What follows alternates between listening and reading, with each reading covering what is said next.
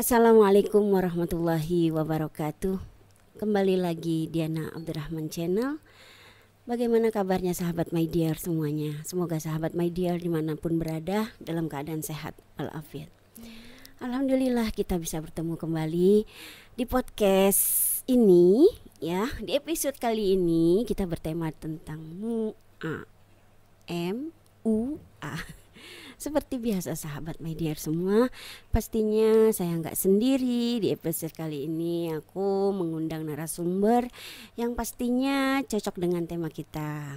Seorang MUA yang lagi hits, wah luar biasa, yaitu Kakak Fadila Hali. Assalamualaikum. Waalaikumsalam Uma. Aduh luar biasa, terima kasih ya bisa datang ya. Sama-sama, terima kasih juga atas undangannya nih. Aduh, coba dong menyapa dulu dan ke pemirsa. Oke, assalamualaikum semuanya para sahabat DR. Perkenalkan nama saya Nurul Fadila, biasa dipanggil Fadila Hali, ceritanya itu nama panggilannya. Profesi saya di sini sebagai MUA. MUA, makeup artist. Makeup artist, iya benar-benar. Kita nggak lama lagi kita bincang-bincang ya. Oke. Soalnya udah banyak banget pertanyaan masuk, aduh. Siap. Sampai kita, bingung deh. Aduh luar biasa. Mereka itu pada ini ya, pada apa ya? Antusias banget. Oke. Kak Fadila. Oke, Kak Fadila ini sebentar. Lahiran 7 November 92. Iya, aku 92. Oh, nama asli Nurul Fadila ya? Nama aslinya Nurul Fadila.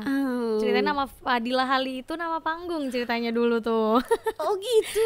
Iya, nama gampangnya aja biar gampang dikenal orang. Nama panggung maksudnya pernah nyanyi? Iya, dulu kan ceritanya jadi penyanyi gambus biduan, asik. Jadi penyanyi gambus kan dulu gitu. Dan gitu kan nama Dila kan banyak. Nah, jadi kita cari nama bagusnya, nama panggilan yang biar orang tuh kenal ciri khasnya tuh siapa gitu. Misalnya siapa penyanyinya? Fadila mana? Oh, Fadila Hali gitu. Hali kan ini ya, bahasanya iya. Ajib. Oh gitu jadinya. Berarti nanti kita bisa minta nyanyi dong. Bisa. Boleh diatur.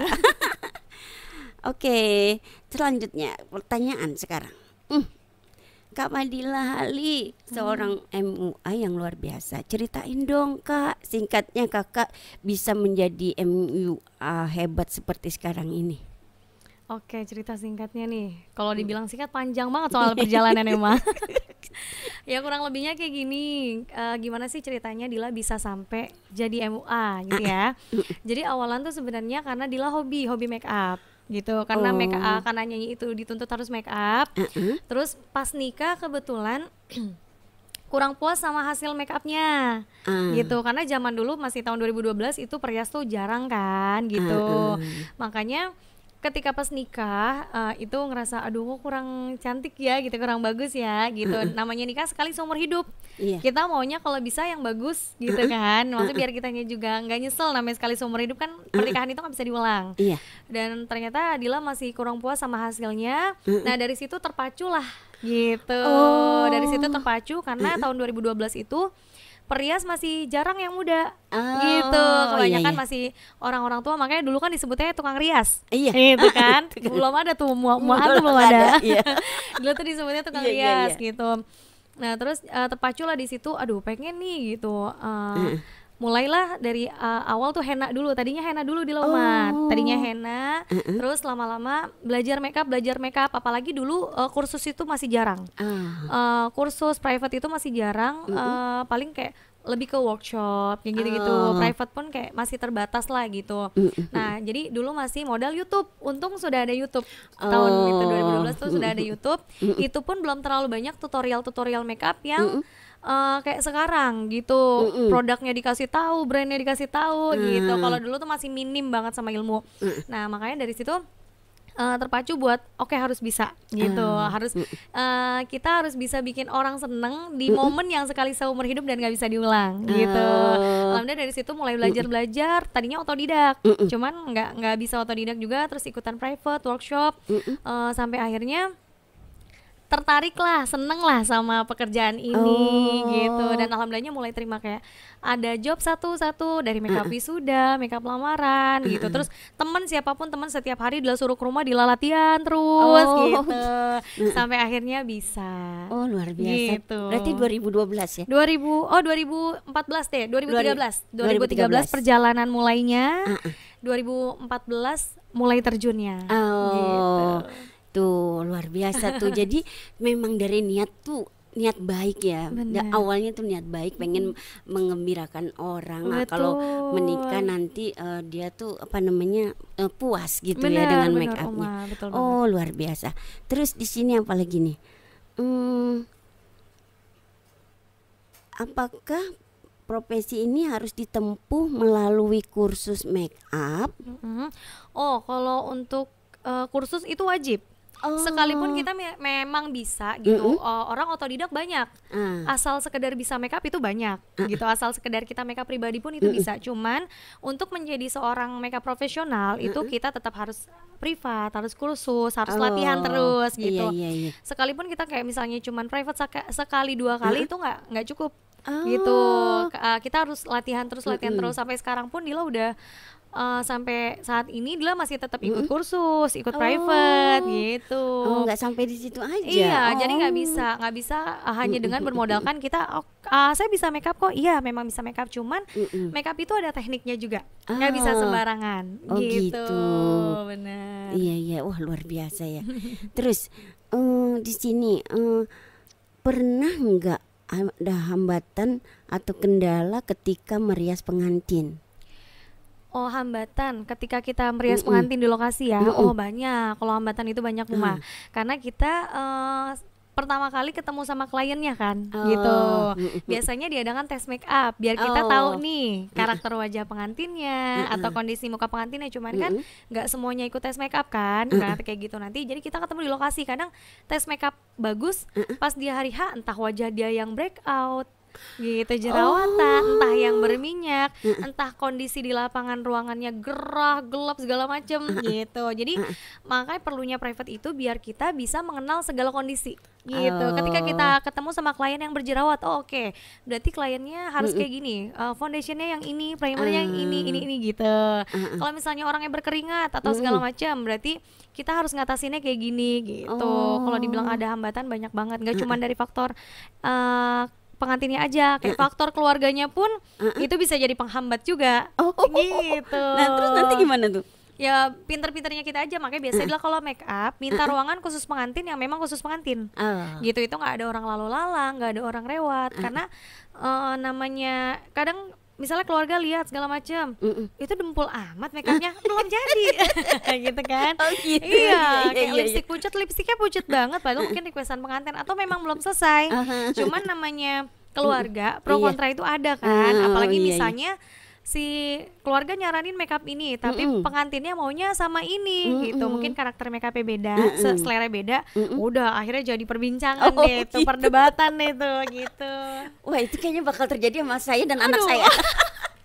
Iya, jadinya nanti berdebat sepanjang makeupnya sih kayak gitu. Mudah-mudahan Sahlan nonton nih nanti. Aduh luar biasa. Terus kakak kalau misalkan ini apa namanya, di sini requestnya itu jadi sebaiknya pengantin apa keluarga? Apa tuh request make upnya? Oh, kalau misalnya Dila tuh sebelum mulai make up, biasanya kan pengantin sudah lihat portofolio Dila dulu tuh. Look make upnya mau yang kayak gimana? Nah itu Dila kembalikan lagi kepada pengantin. Dila biasa tanya sebelum mulai make up, Dila tanya dulu, kakak mau request make up nggak? Gitu, kakak ada mau request nggak, mau looknya mau ngepink atau mau orange, gitu kan biasanya Dila kan kalau misalnya lipstick misalnya ngepink, eyeshadow pink gitu, atau enggak looknya orange gitu, atau enggak make upnya mau soft aja atau mau ngebold gitu, karena selera orang beda-beda. Takutnya mungkin biasanya ada pengantin yang mempercayakan terserah Kadila aja deh, aku mah gitu, aku ikut aja. Oke, kalau kayak gitu kan kita tenang ya, mengeksplor make upnya itu kita enak. Cuman kadang ada pengantin yang misalnya kita mukanya tuh udah tegas, kita bikin bold lagi, makin kan dia jadi makin judes gitu. Misalnya, Kak aku nggak biasa makeupnya tebal-tebal atau ngebold, aku mau yang soft aja ya, gitu. Oke, aku biasanya nurutin, makanya aku sesuai by request dari pengantin aja biasanya, gitu. biar pengantinnya juga senang, pengantinnya Iya, juga iya. puas. Iya bener ya. Gitu, Ma. Aduh ajib. Terus apa saja suka duka menjadi seorang muang? Wah, suka dukanya banyak. Kebanyakan duka apa suka? Dua-duanya sih balance. Balance. Kayaknya setiap semua pekerjaan itu ada suka dan dukanya ya, gitu. Sukanya karena satu, kita bikin orang seneng, kita bikin orang puas di hari bahagianya yang nggak akan keulang lagi, gitu. Yang sekali seumur hidup, insya Allah kan.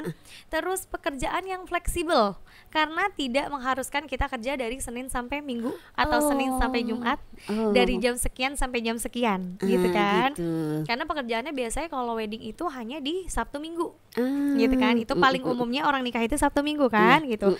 Atau misalnya di Jumat, biasanya Jumat Sabtu Minggu. Atau misalnya hari-hari biasa pun paling itu ada tapi jarang, lebih ke kayak makeup wisuda, makeup lamaran gitu. Dan waktunya lebih fleksibel, jadi bisa tetap sama anak-anak di rumah. Oh itu gitu. ya. Aduh luar biasa.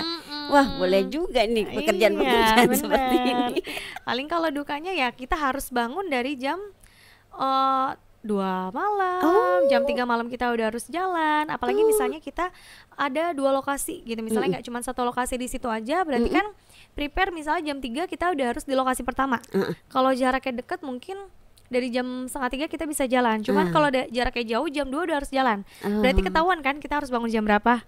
Jam 1 malam kita sudah harus bangun. Ajib. Oh itu ya. Jam 2 kita udah harus jalan, jam 3 kita sudah harus di lokasi, udah harus start makeup yang pertama. Selesai jam 5:30 kita udah harus lagi lanjut ke lokasi berikutnya. Gitu. Luar biasa. Terus anak-anak gimana? Anaknya berapa sih? Anaknya 2. 3 Umur sebenarnya, cuman yang 1 udah nggak ada. Jadi sisa 2 nih. Yang pertama umur 7 tahun, yang kedua umur 3 tahun. Oh nggak apa-apa sih. Nggak apa-apa. Udah Alhamdulillah sudah biasa. Iya. Udah biasa ya. Alhamdulillah Gitu. udah biasa. Terus emang paling jauh di mana sih ininya? Meriasnya? Ngeriasnya paling jauh kalau untuk masih di dalam kota nih, paling jauh itu daerah Bekasi, Babelan, Cikarang.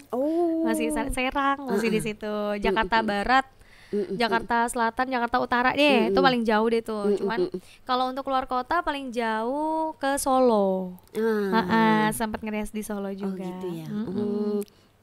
Terus di sini apa yang bikin menghibur Kak Fadila Hali dari pekerjaan merias ini? Yang bikin menghibur? Karena ketemu orang baru. Oh itu ketemu ya. temen juga, karena kan kalau kita ngerias nggak cuma sendiri ya. Karena kan aku biasanya weddingan itu baju pagar ayu, orang tua semuanya kan satu paket nih, gitu. Jadi kan aku bawa tim jadi juga. bukan riasan aja ya? Bukan. Aku bukan makeup aja, Oma. Aku juga sama baju juga, sama baju orang tua juga, pagar ayu juga. Jadi satu paket. Biasanya kan kalau satu paket itu pengantin sepasang, terus pagar ayunya ada, terus orang tuanya juga ada, gitu. Jadi aku kerja nggak cuma sendiri. Aku biasanya bawa tim itu kurang lebih 4 orang. Oh begitu. Gitu.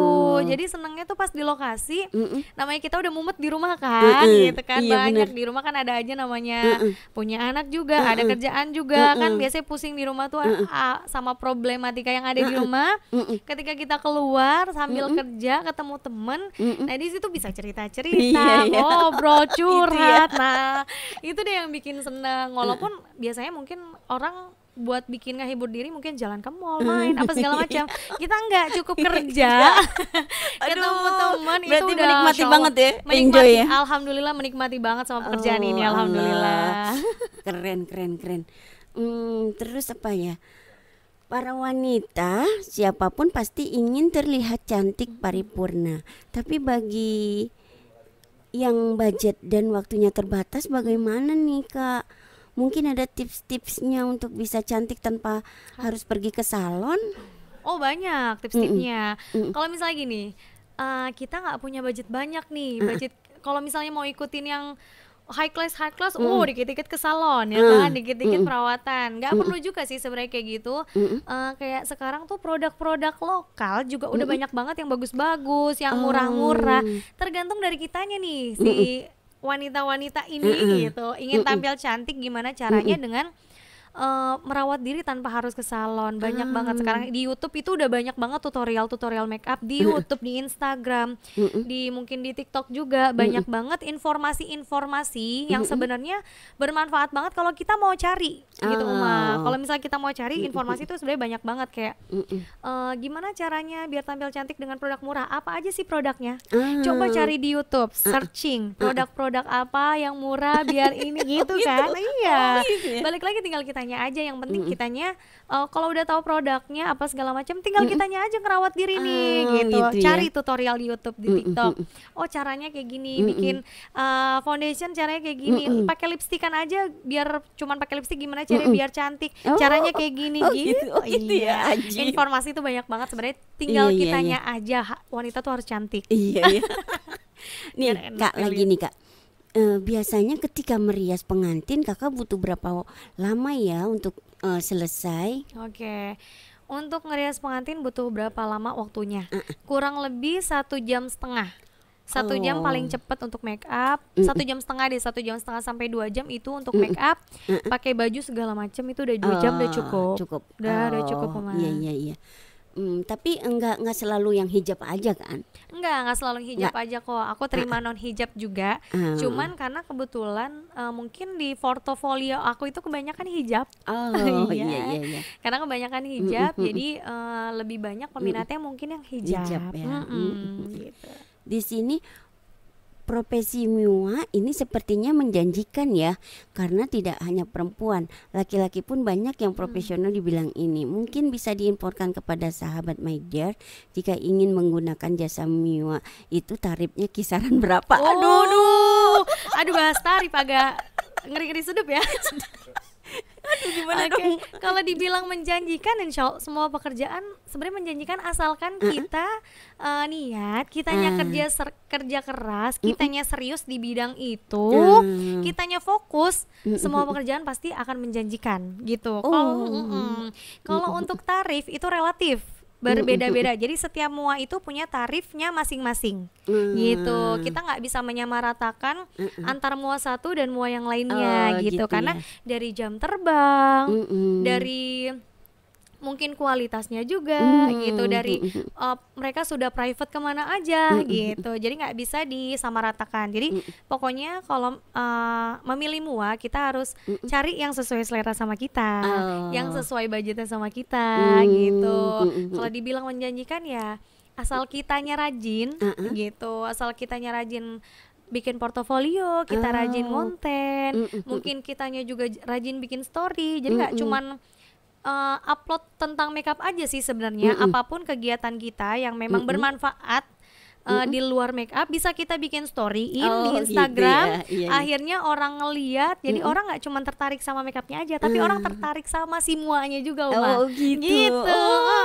Pengaruh ya? Iya pengaruh banget. Jadi kayak misalnya kita saling ke klien kita, kita memposisikan diri kita sebagai klien. Misal kita pengen dapat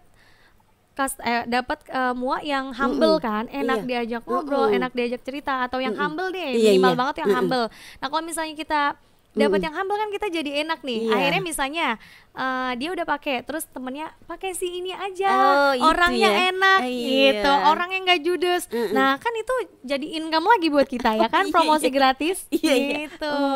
Jadi kalau dibilang menjanjikan asal kitanya aja nih. Iya benar-benar. Terus Kak, apa saja sebetulnya hal-hal pokok yang harus dipegang seorang MUA? Semacam apa gitu kode etiknya? Kode etik, attitude, lebih ke attitude ya. Attitude ketika di lokasi. Gak cuma di lokasi aja sih. Sebenarnya yang penting menjadi seorang MUA itu harus humble. Itu udah paling pokok utama kayaknya Uma.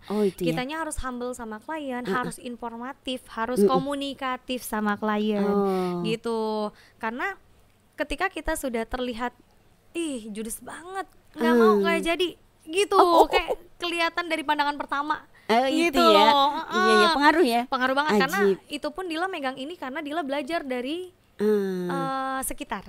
gitu. Karena Dila pernah jadi klien juga kan, Heeh. ketemu mua yang judes apa segala macem, kayak yang aduh nggak mau deh, orangnya judes banget gitu. Jadi semua jadi kurang. Padahal dia mungkin make upnya bagus, cuman jadi kurang karena kesalahan yang cuman karena dia judes doang gitu. Tapi ketika kita ngelihat, kita ketemu sama mua yang humble atau orang yang humble, yang informatif, yang bisa diajak ngobrol gitu. Terus ketika ada satu kesalahan dia yang memang ya mungkin kesalahan kecil, tapi ya udah nggak masalah gitu, karena orangnya enak.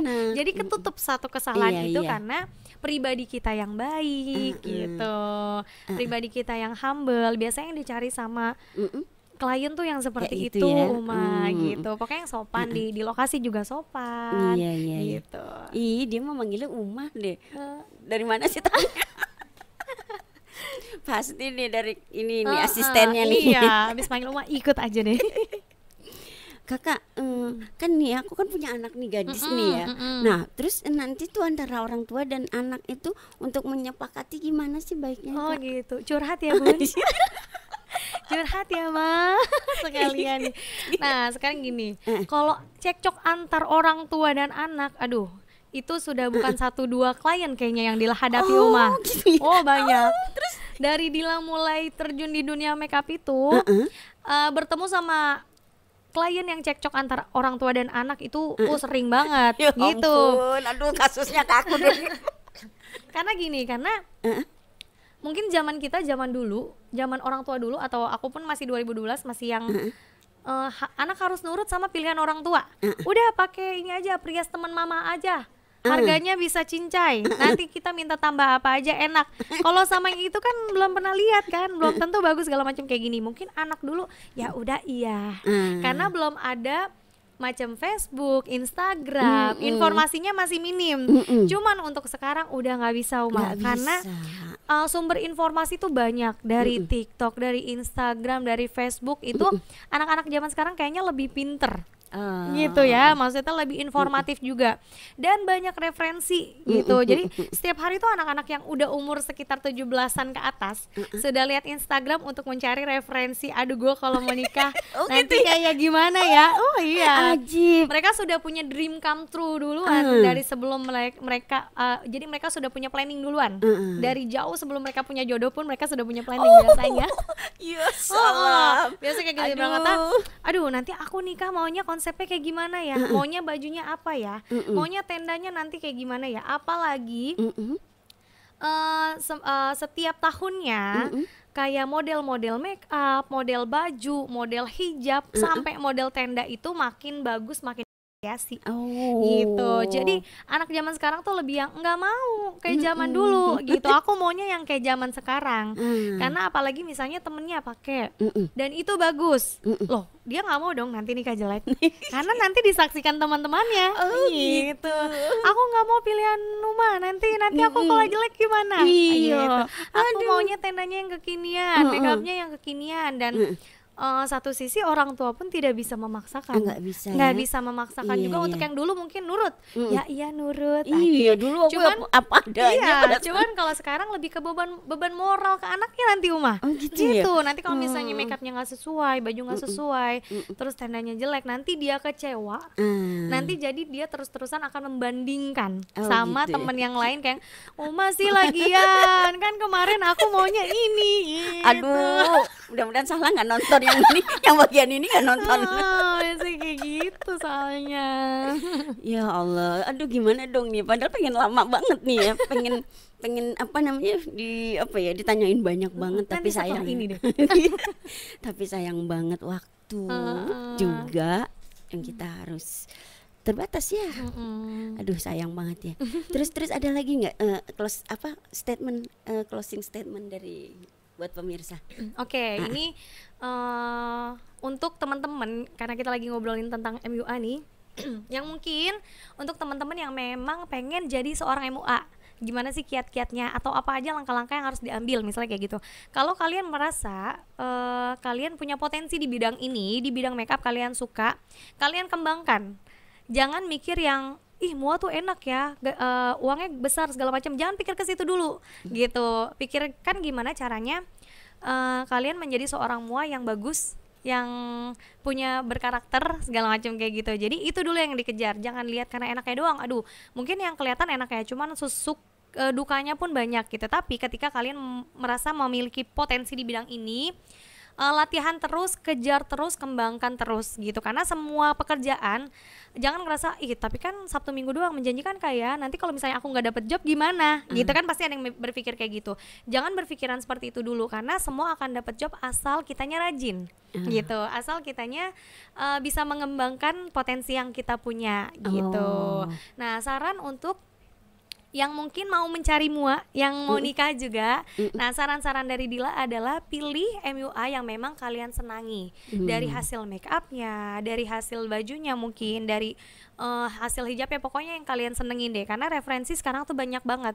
MUA tuh sekarang banyak banget, merajalela banget. Tinggal kalian pilih mau yang tipe seperti apakah yang kalian cari, punya dream seperti apakah nanti kalian ketika menikah, ya kan kayak gitu kan. Jadi pilihannya tuh sebenarnya sekarang tuh banyak banget, tapi kalau bisa pilih yang memang sesuai sama hati kalian gitu, yang memang kalian suka dari hasilnya, terus dari referensinya gitu. Mungkin kalian sudah tanya kanan kiri teman-teman kalian yang memang sudah mungkin pernah pakai.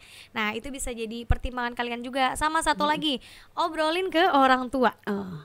Oke, itu yang wajib banget, obrolin ke orang tua. Kalau kalian memiliki pilihan sendiri, obrolin baik-baik, saya punya pilihan ini, saya mau ini.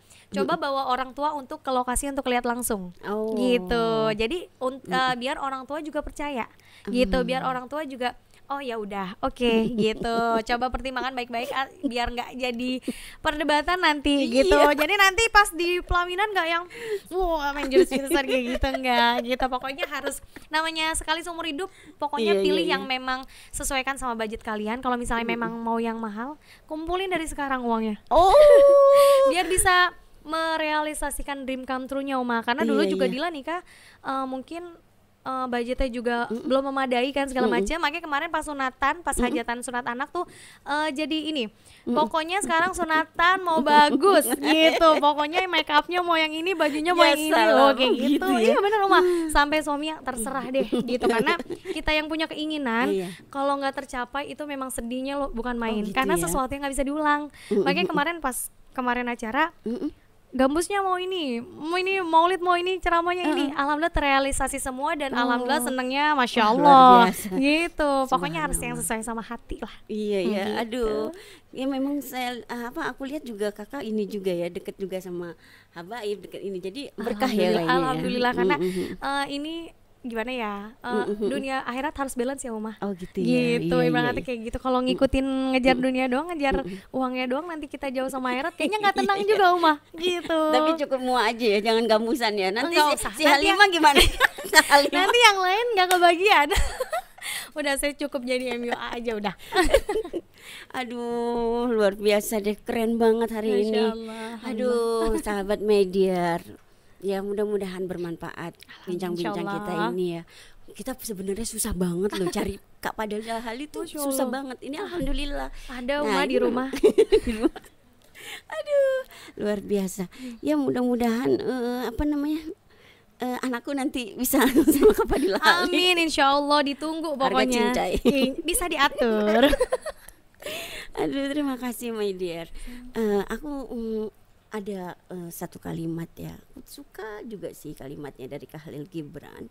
Itu mengatakan ketika Anda mencapai jantung kehidupan, Anda akan menemukan kecantikan dalam segala hal, bahkan pada mata yang buta akan keindahan. Masya Allah.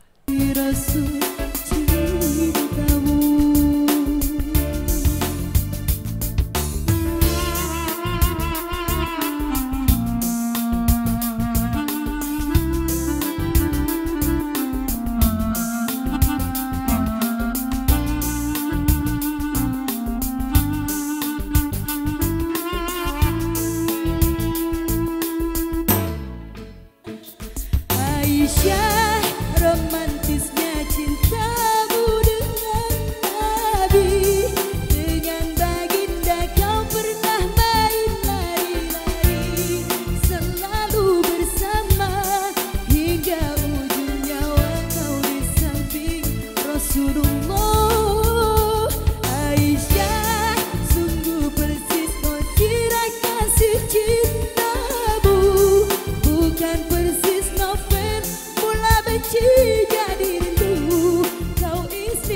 cinta ya Aisyah Humairah, Rasul sayang